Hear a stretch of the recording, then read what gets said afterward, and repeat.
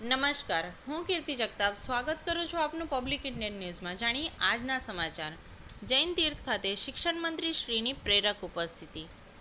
આણંદ જિલ્લામાં પેટલાદ તાલુકાના માણેજ મુકામેના મણિલક્ષ્મી જૈન તીર્થ ખાતે સમગ્ર રાજ્યના 300થી વધુ બીઆરસી યુઆરસી કોઓર્ડિનેટર્સ માટે સમગ્ર શિક્ષા સ્ટેટ પ્રોજેક્ટ ઓફિસ ગાંધીનગર દ્વારા આયોજિત 2 દિવસીય કાર્યશાળા શિક્ષણ મંત્રી શ્રી કુબેરભાઈ ડિંડોરની પ્રેરક ઉપસ્થિતિમાં યોજાઈ હતી.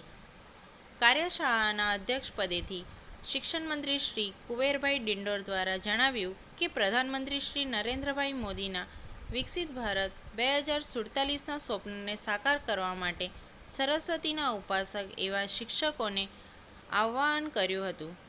આ 2 દિવસીય કાર્યશાળામાં જેવી પ્રવૃત્તિઓ કાર્યક્રમની સઘન જાણકારી મળી રહે તે હેતુસર તથા પ્રોજેક્ટ અંતર્ગતની જે તે શાખા દ્વારા બજેટ અન્વયે થઈ રહેલ કામગીરી તે અન્વયે પ્રશ્ન ઉપસ્થિત થાય તો તેના નિરાકરણ માટેના ઉપાયો અને હવે પછી થનાર કાર્યવાહીની વિગતો વગેરે બાબતો પર વિસ્તૃત માર્ગદર્શન તજજ્ઞો દ્વારા પૂરું પાડવામાં આવનાર છે. આ પ્રસંગે સ્ટેટ પ્રોજેક્ટ ડાયરેક્ટર રંજીત કુમારે સ્વાગત પ્રવચન કરીને કાર્યશાળાની રૂપરેખા આપતા જણાવ્યું કે બીઆરસી યુઆરસી કોઓર્ડિનેટર્સને સમગ્ર શિક્ષાના હેતુઓ, ધ્યેયો, ગુણવત્તાલક્ષી કાર્યક્રમો, નૂતન પ્રવાહોથી વાકેફ કરવા તથા પ્રોજેક્ટ અંતર્ગત ચાલતી પ્રવૃત્તિઓ, શાળા મુલાકાત, ઓનલાઈન એન્ટ્રી કરવી, e content, school of excellence અંતર્ગતની પ્રવૃત્તિઓ વગેરેની જાણકારી આપવામાં આવશે.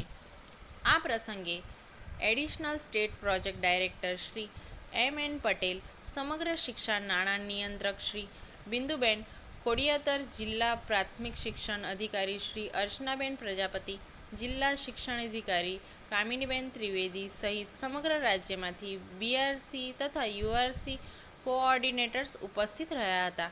આજના સમાચાર અહીંયા જ સમાપ્ત થાય છે. જોડાયેલ રહો પબ્લિક ઇન્ડિયન ન્યૂઝ સાથે.